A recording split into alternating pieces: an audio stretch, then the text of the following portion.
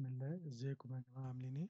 النتورك وقلنا النتورك حاجة بنعتمد عليها بشكل أساسي عشان الكلاينت يقدر يكلم السيرفر، واتكلمنا برضو عن ايه هي الصعوبات اللي هتواجهنا واحنا بنعتمد على النتورك. لو ما شفتش الفيديو ده أنصحك إنك تشوفه. هو ممكن يكون نظري بس في معلومات مهمة جدا محتاج إنك تفهمها. واتكلمنا برضو في فيديوهات تانية عن السيرفر، واتكلمنا ازاي احنا نقدر نكتب الباك اند لوجيك بتاعنا اللي قادر يستقبل الريكوستات اللي الكلاينت بيبعتها ويهندل الريكوستات دي ويقدر يبعت الريسبونس. واتكلمنا برضو ان الكلاينت ممكن يحتاج الريسبونس في فورمات معين. في كلاينت ممكن يحتاج الريسبونس بفورمات مثلا جيسون، في كلاينت ممكن يحتاج الريسبونس فورمات HTML. اتكلمنا عن انواع الفورماتس المختلفة في فيديو منفصل وادينا امثلة عملية عليه برضو. الفيديو بتاع النهاردة هيكون تركيزنا بشكل اساسي على الكلاينتس المختلفة. انت ممكن تقول انا شغال كباك اند، انا ليا دعوة ايه؟ انا ايه يخصني في الكلاينتس؟ او انا ليه محتاج افهم هم شغالين ازاي؟ لانك انت لما تفهم الكلاينت اللي انت بتعمل انتجريشن معاه شغال ازاي، ده هيساعدكم ان انتوا تقدروا يحصل كوميونيكيشن مع بعض بشكل اسهل. ما يكونش مثلا هو في وادي وانت في وادي ومش قادرين تتواصلوا مع بعض. هتفهم الكلاينت ده شغال ازاي، فهتقدر تفهم ايه هو الداتا اللي محتاجها بالظبط، وهو هيحتاج الداتا دي بفورمات عامل ازاي. هتكون متفهم ده. فاهمين قصدي؟ حتى لو هتفهم الموضوع بشكل عام، يعني انت مش هتجو ديتيلز في الموضوع، لا، بس انت لازم تفهم الموضوع بشكل عام وتفهم الكلاينتس اللي انت بتعمل انتجريشن معاه شغال ازاي. بس فنيجي بقى نتكلم على حاجة بسيطة. احنا عندنا اول كلاينت بالنسبة لنا اللي هو الويب براوزر، زي مثلا جوجل كروم، مايكروسوفت ايدج، سفاري، ايا كان. احنا قلنا بشكل اساسي ان اي ويب براوزر ما بيفهمش غير HTML. اقصد ايه بكلمة ما بيفهمش؟ في الاخر الويب براوزر ده هو سوفت وير، السوفت وير ده بيقرا داتا. عشان يقدر يعمل بروسيسنج للداتا دي لازم تكون بفورمات معين. فالويب براوزر عشان يقدر يعمل ريندر لبيج معينة ويظهرها ليك زي ما انت بتشوفها وبتفتح اي موقع كده، فهو بيبقى عاوز الداتا دي بتكون فورمات HTML. تمام. عشان يقدر يعمل ريندر مظبوط. فانا كسيرفر لو عاوز ابعت داتا عشان الويب براوزر يقدر يعرضها بشكل مظبوط، فابعتها له HTML عشان يقدر يعمل لها ريندر بشكل مظبوط. في الغالب لو انت كباك اند، انت اللي بتبقى مسؤول عن جنريت ال HTML كود، ففي الغالب هتلاقي في الكود بيز الخاص بالسيرفيس بتاعتك، هتلاقي موجود فيه ايه؟ هتلاقي موجود فيه الكود الخاص بالباك اند لوجيك العادي، زائد الكود اللي بيعمل جنريت لل HTML. تمام. تمام. طب انت كسيرفر والله ممكن الكلاينت يكلمك يقول لك والله انا مش عاوز HTML، انا عاوز فورمات مختلف تاني اللي هو جيسون. فانت كده في الاغلب هتلاقي الكود بيز بتاع الباك اند لوجيك بتاعك مش مسؤول انه يعمل جنريت لل HTML، هو مسؤول انه يعمل جنريت لجيسون. طب ايه اللي حصل في الفرونت اند؟ ما احنا اتفقنا ان البراوزر ما بيفهمش غير HTML. انا لما ارجع له جيسون ازاي هو يفهمها؟ تمام. تمام. اللي حصل ظهر الويب فريم وركس المختلفة، زي انجولار، رياكت، جي اس. البراوزر قبل ما بيكلمك بيروح يكلم السيرفر اللي موجود عليه الكود بيز الخاص بالفرونت اند، وبيعمل له لود عنده. وبعد كده الكود بيز الخاص بالفرونت اند بيرن عند الكلاينت، ويبدأ الفرونت اند فريم ورك اللي هو في الاخر مع بعض على ال HTML بيبدأ يروح يكلم بقى الباك اند سيرفر اللي هو الخاص بيك، ويقول لك والله اديني الداتا دي كجيسون، وانا هبدأ استقبلها كجيسون، وهبدأ ايه؟ اجنريت ال HTML المطلوب. فهي عملية تطورت مع الوقت. طب ازاي؟ تعالى نرسم كده مع بعض عشان المثال يوضح لينا بشكل عملي، تبقى الدنيا احسن. ماشي. تعالى احنا هنا قلنا احنا عندنا ايه؟ مش عاوز انا. ماشي. احنا قلنا عندنا ايه؟ تعالى كده ممكن نلاقي الرسمة هنا الويب براوزر. ويب براوزر. ماشي. ماشي. تعالى هنا. ده كده. انا عندي هنا كده الويب براوزر ده. ماشي. فانا كده عندي ايه؟ الويب براوزر.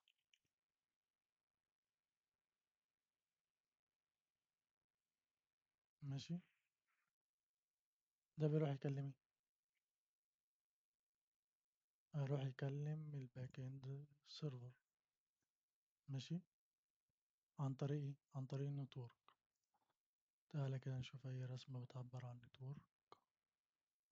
ماشي ماشي. ممكن نجيب دي بس نصغرها شوية كده، نحطها هنا ونحط ده، ونحط الراجل المعلم ده كده. فالراجل ده الويب براوزر بيبعت ايه للسيرفر، تمام. والسيرفر ده هيبعت له ريسبونس.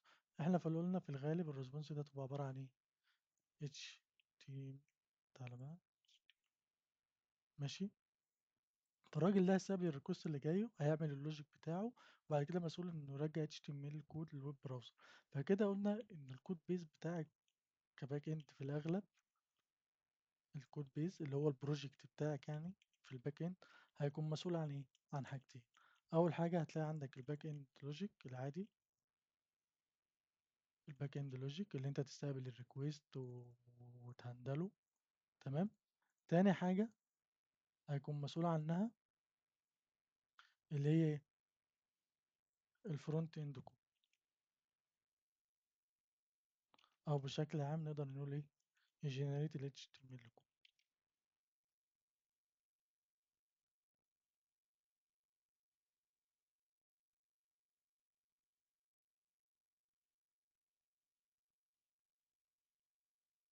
ماشي.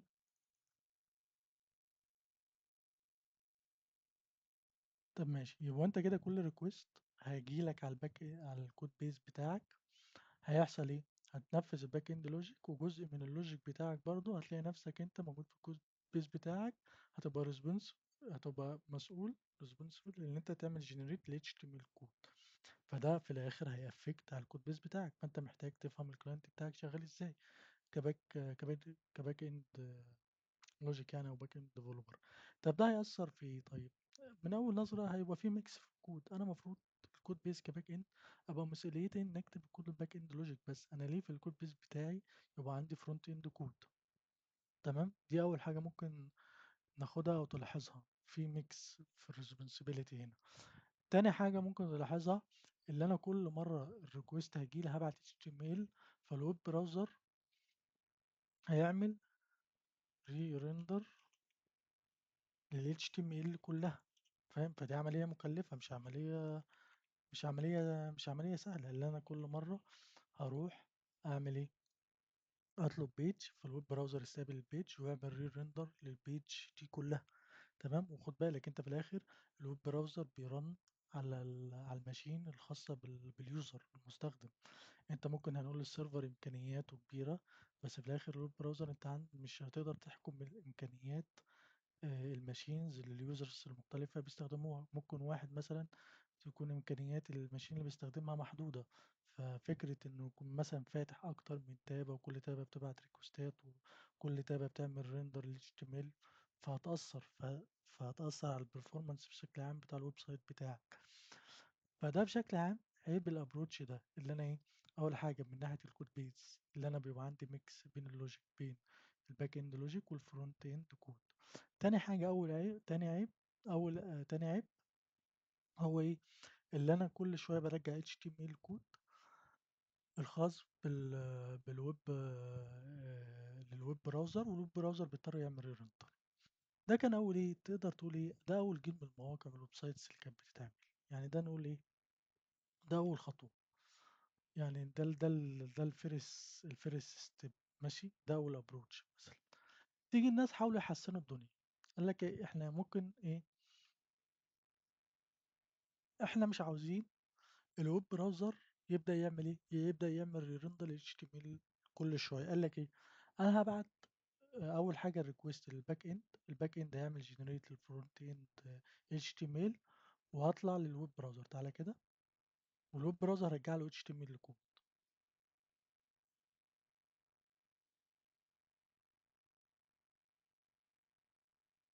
تعالى ناخد دي كوبي. تعالى كده نعملها بست هنا. تعالى. معلش. فتعالى هنا. قال لك ايه؟ انا عاوز اعمل ايه؟ الغي حته الري ريندر اللي بيعملها الويب براوزر. قال لك ايه؟ انا اول حاجه،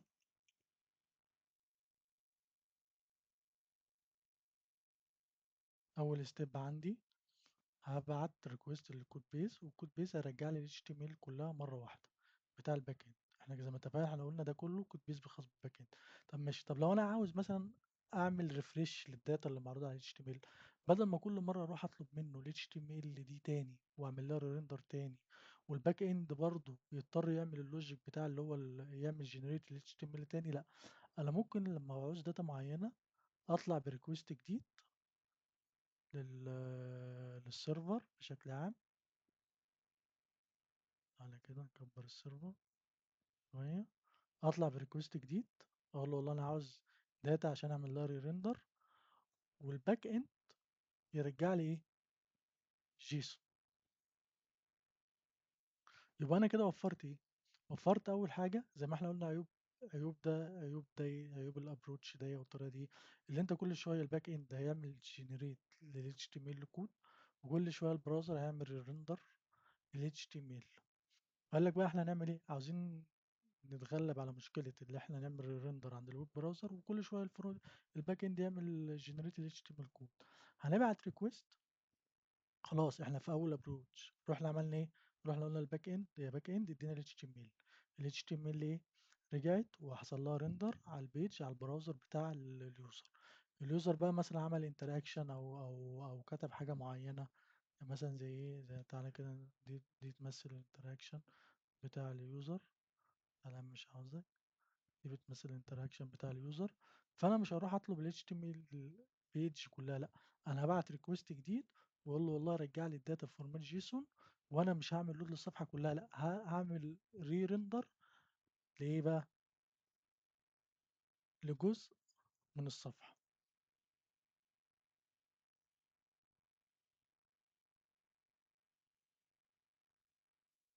تمام. تمام، احنا كده يعتبر شغالين فرونت اند دلوقتي. بس ما علينا، برضه انت كباك اند لازم تفهم الدنيا شغاله ازاي.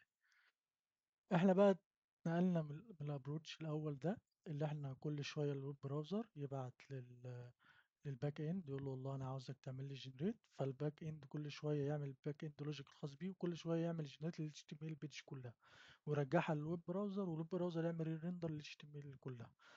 اتنقلنا لابروتش تاني قلنا والله لا، احنا في الاول هنكلم الكود بيس الباك اند لوجيك، والله هيرجع لنا في الاول HTML. بعد كده لما اليوزر يعمل انتراكشن مع الصفحه وعايزين نعمل، وفي بيانات معينه بس اللي عاوزين نعمل لها ريندر او نعرضها او نحدثها او نعملها ريفريش ايا كان هتسميها ايه، بدل ما نروح نعمل لود ال HTML بيج كلها، لا، احنا هنروح نجيب الداتا اللي احنا عاوزين نعمل لها ريفريش وهنستقبل الداتا دي واحنا هنكون مسؤولين بقى، احنا كفرونت اند لوجيك، اللي احنا نعمل ريفريش للداتا دي ونظهرها. تمام تمام. طب ايه اللي سهل العملية دي في الفرونت اند؟ كان اياميها ظهر حاجة اسمها ايه؟ اكس اتش ار دي ان دي باي، ظهرت في البراوزر اللي هي اكس ام ال اتش تي بي ريكوست. دي في الاخر اللي انت في الاخر مكانتك ايه؟ اللي انت تقدر، على فكره دي الخاصيه اللي مبنيه عليها اغلب الويب فريم وركس دلوقتي، اللي انت في الاخر ممكن تبعت ريكوست للويب للويب سيرفر او الباك اند لوجيك، ماشي، وهيرجع لك داتا من غير ما تضطر. تعالى بقى نعمل زوم هنا، زوم زوم زوم زوم. لا الزوم بتاعكم وحش، نرجع اهي، من غير ما تعمل ايه؟ ريفرش. ده عمل انيبل ايه؟ عمل انيبل، مكن الناس انهم ايه؟ انهم يعملوا ريفرش للبارت اوف ذا بيج. تمام. تمام. دي معلومة جانبية بس عشان تفهموا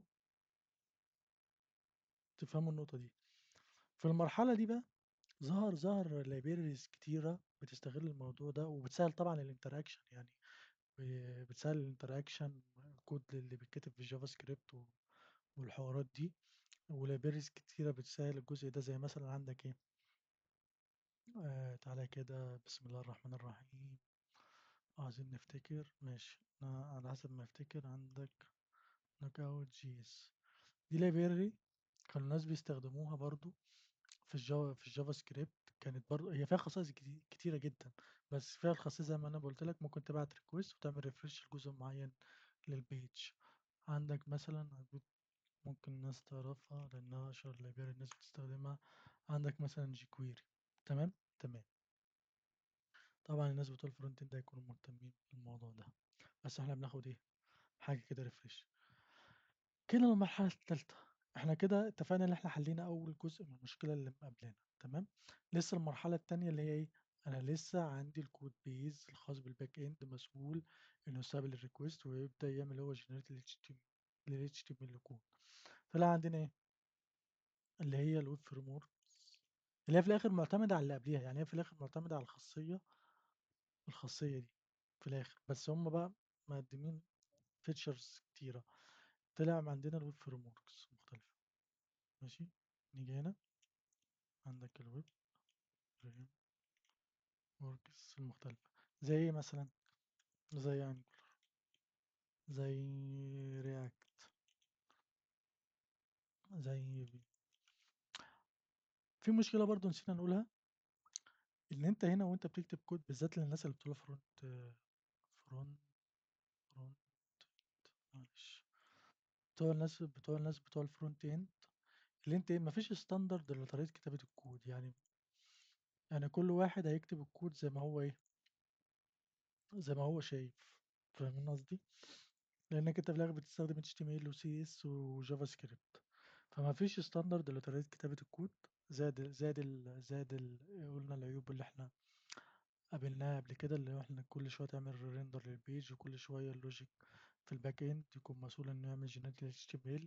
وحتى لما جينا هنا الليبريز زي نوك اوت، يعني حاولت تعمل شوية ستاندردز والحوارات دي وتسهل الموضوع اكتر، وجيكويري.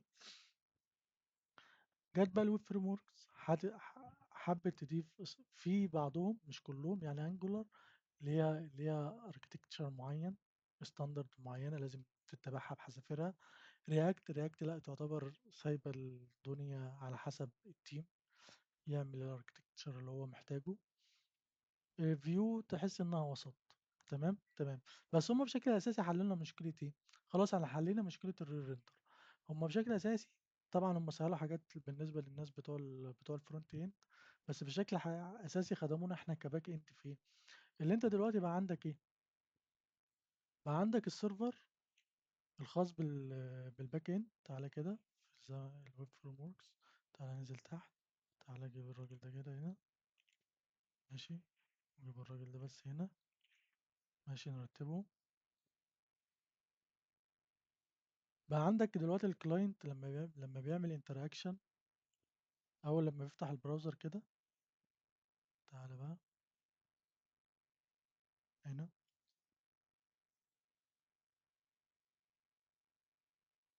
تعالى مش مستاهلة. ماشي. بقى عندنا هنا الباك اند كود، الباك اند لوجيك بس. طب ايه ده، يعني انت هنا لما الراجل ده البراوزر راح يكلمني هترجع لي جيسون بس؟ طب ما احنا اتفقنا ان البراوزر ما بيفهمش غير HTML. طب البراوزر ده ازاي هيعمل ريندر للجيسون؟ مش هتبقى حاجة يعني فيجوال لليوزر، ولا اليوزر هيعرف يعمل انتراكشن ولا يضغط على زرار ولا اي حاجة. قال لك لا، احنا الويب فريم ورك زي انجلر راكت هتبدأ تبيلد الاب بتاعك، ويبدأ ايه، يكون عندنا سيرفر تاني كده بيهوست، او ممكن نفس السيرفر عادي يعني، بس مش مشكلة، بس عشان ده مثال توضيح. هيبقى عندنا فيه موجود الكود بيز الخاص بالايه، بالفرونت اند، الخاص بايه، فرونت اند كود بيز.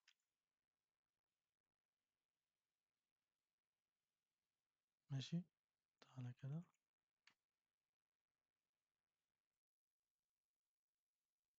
اللي هو بقى ايه، ايا كان الفريم ورك، بس في الاخر هو هيبقى عبارة عن ايه، HTML، يعني كلهم واحد مع اختلاف التفاصيل، جافا سكريبت.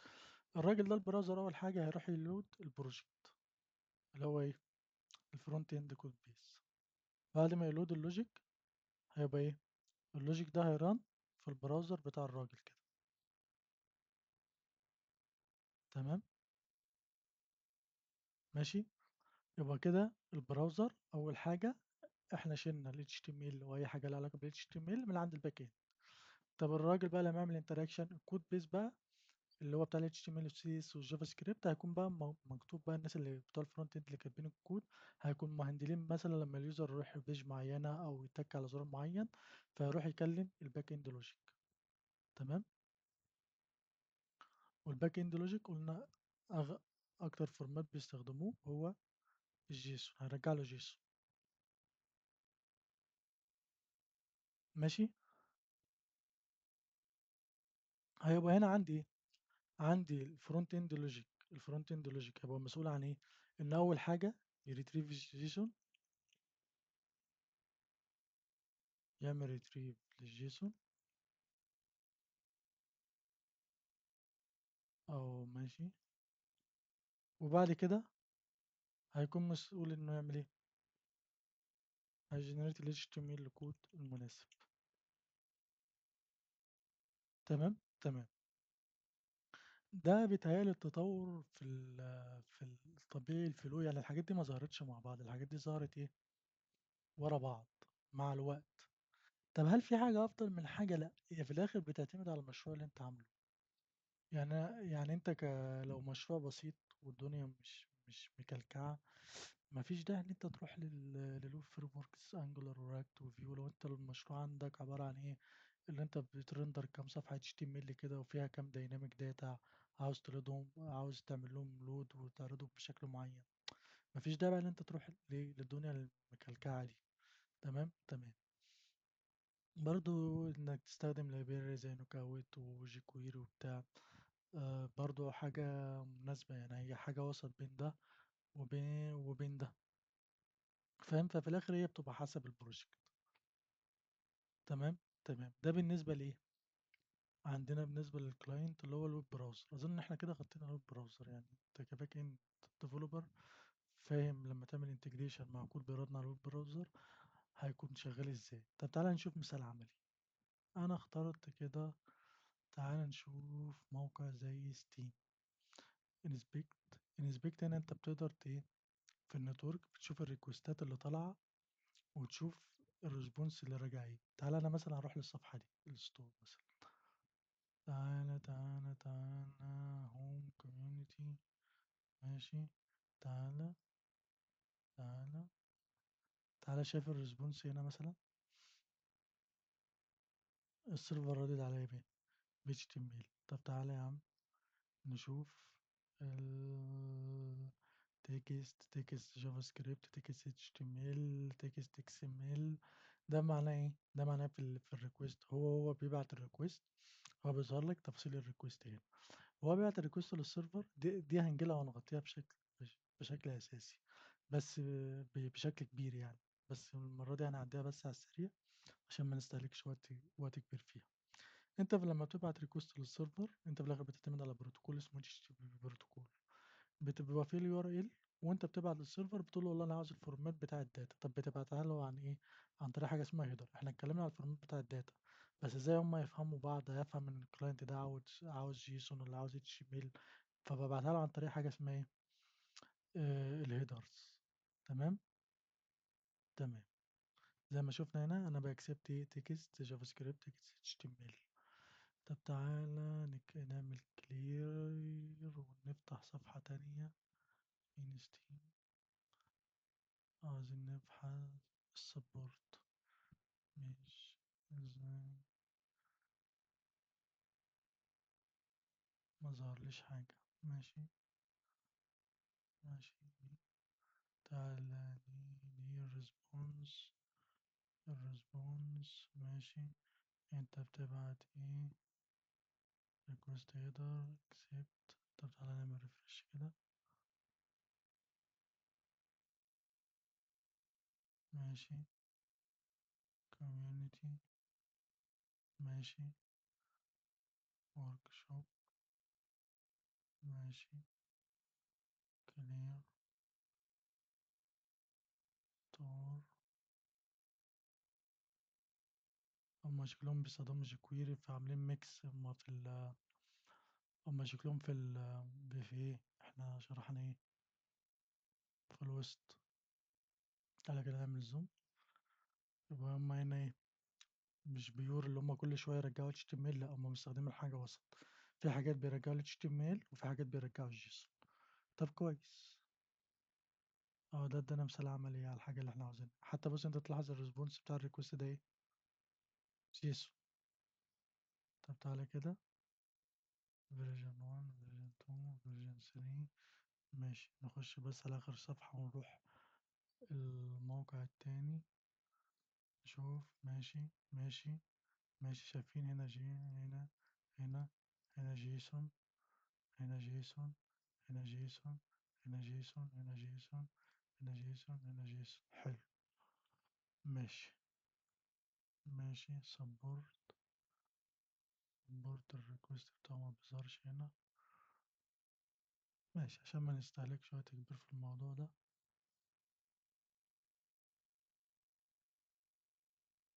ماشي.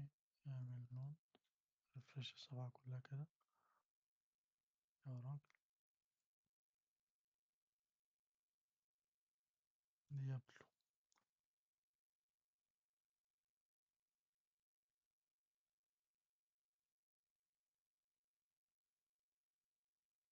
اكشن هنا برضو. حلو. انا كويس اللي احنا شفنا مثال على جيكويري. نيجي لموقع ايفون. تعالى نشوف الانسبكت النتورك مثلا. تعالى هنا نشوف الناس دي بيشتغلوا ازاي. ماشي. تعالى نشوف كنت طيب ماشي ده جيسون اهو. نشوف الريسبونس بتاعه. ماشي والريكوست.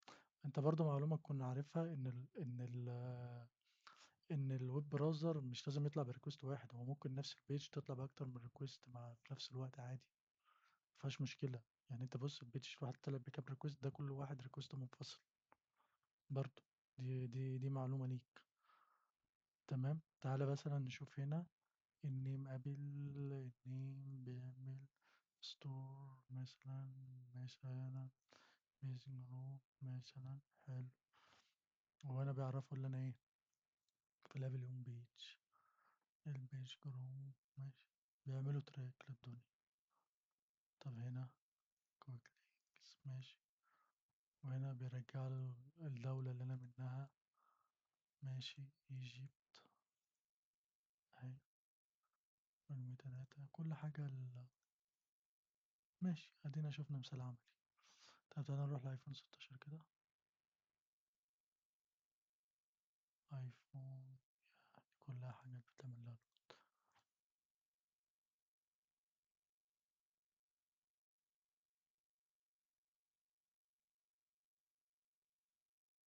ماشي حلو. احنا كده شفنا مثال عملي.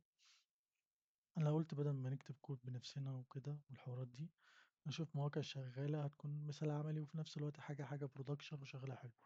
تعالى بقى نشوف الويب فريم وركس المختلفة. عندنا حاجة زي انجولار اهي. بس انا عاوز اشوف مثال عملي على انجولار. فتعالى كده نفتح اي مقالة مع بعض. انجولار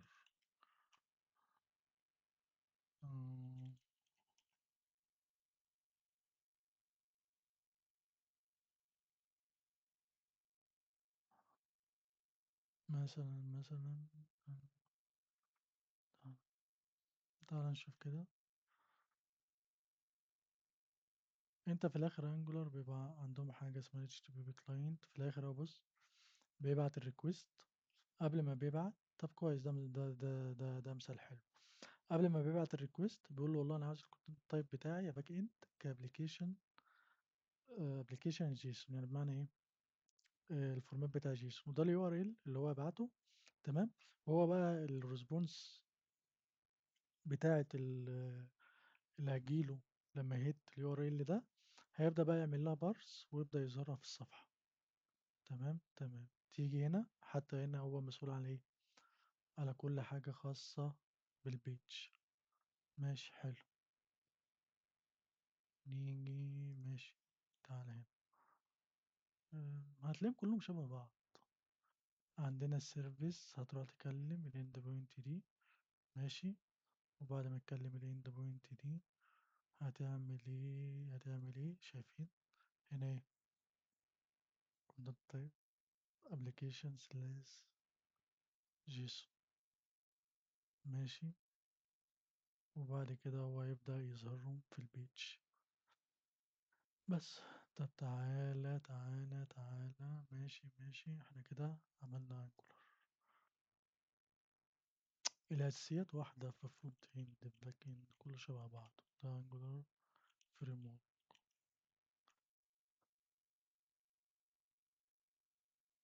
دي البيج بتاعتهم. طب تعالى كده نغير دي نخليها رياكت. تعالى بقى نشوف المختلف بالنسبة لنا ايه. النت تعالى. ماشي. نفتح. ماشي. نشوف رياكت. ده يبقى آخر مثال. دي رياكت. تمام. حاجات لذيذة والله. تعالى بقى نشوف الكود هنا. ماشي أنا مش عاوز، أنا عاوز أشوف كود. ماشي هو هنا هيعمل فيتش. ماشي. وريني يا عم. شايفين هنا بيستخدم ميثود اسمها فيتش. دي باي لسه باي بدأوا يعتمدوا عليها في الفرونت اند. بيروح يهت الاند بوينت دي. اظن دي سيرفر اصلا موجود. تعالى كده نهت. شايفين؟ نرجع لي الفورمات كجيسون. وهو المفروض بعد ما يرجعها كجيسون يبدأ يعمل لها بارس ويبدأ يعرض الداتا بالطريقة اللي هو عاوزها. ماشي خلاص احنا كده. فيتش. ماشي نفس الفكرة. فخلاص أظن كده احنا غطينا كل حاجة تخص الكلاينت اللي هو البراوزر. عشان ما نخليش الفيديو كبير، بس هنفصل الفيديو ده وهنبدأ نتكلم على الموبايل ابس. وشكرا لكم يا جماعة.